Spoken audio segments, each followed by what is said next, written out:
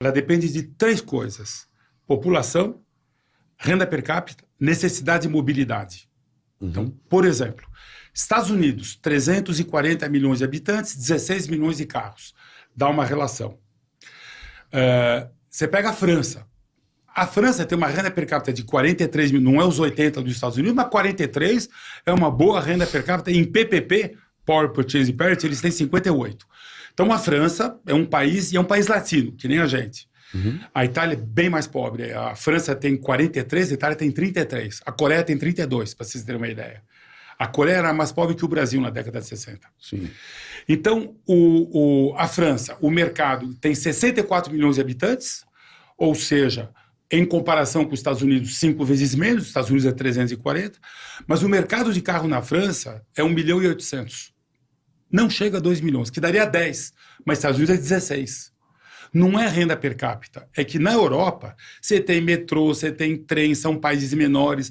A necessidade de mobilidade do europeu é menor que a necessidade de mobilidade do americano. Eu estava falando da Austrália. A Austrália é um país interessante, 27 milhões de habitantes, renda per capita maior que a alemã, país essencialmente agrícola que exporta matéria-prima, e daí? A Austrália deu certo.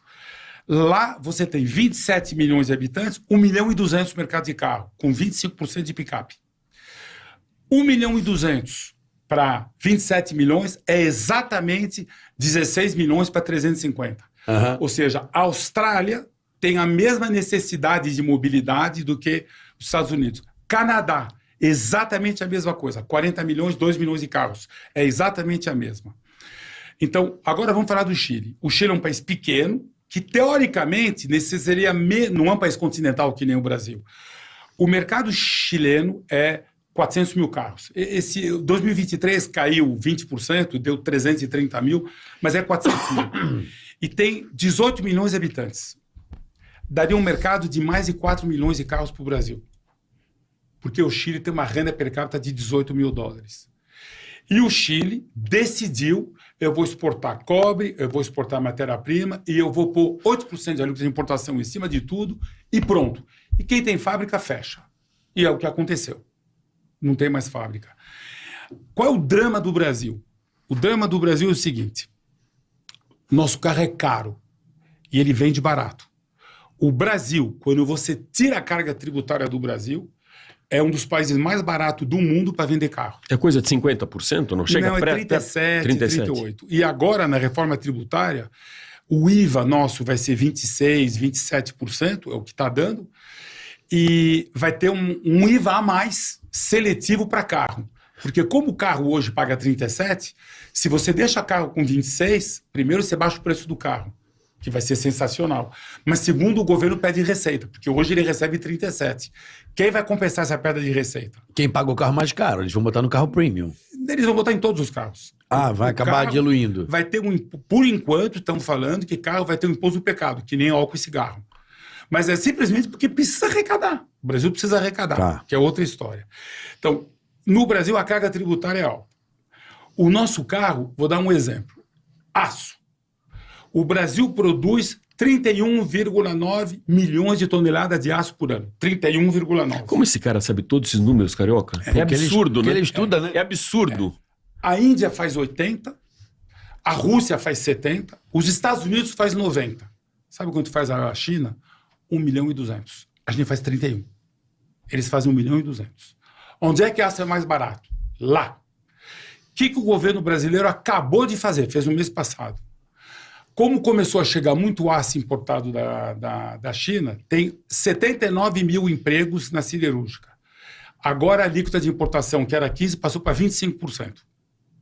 Ou seja, o Brasil, para proteger os 80 mil empregos que fazem aço, aumentou a alíquota de importação de aço de 25%. Só que aço é matéria-prima de um monte de coisa que a gente faz no Brasil. Construção civil, carro. Um carro de 1,5 toneladas tem 1,1 tonelada de aço. Bom, a montadora agora está pagando o aço mais caro no Brasil para que a gente não importe aço da China, que custa mais barato. Então, eu quero preservar esses 80 mil... É um paradigma, né? Pois é, mas quando você começa, não tem mais fim. Então, como eu tenho 25% de alíquota no aço, eu preciso pôr 35% no carro, porque senão nosso carro aqui, você importa, aí vai ficar mais barato. Aí vai perder emprego no carro. E aí, conclusão, todo o Brasil é ineficiente. E começa lá no aço. Você entendeu? O chinês pega a nossa matéria-prima, que a Vale exporta lá para a China, faz 1,2 milhão e os Estados Unidos, eles agora fazem 70 mil toneladas. Eles desistiram. Eles faziam 350 mil. Eles falaram, pô, paciência.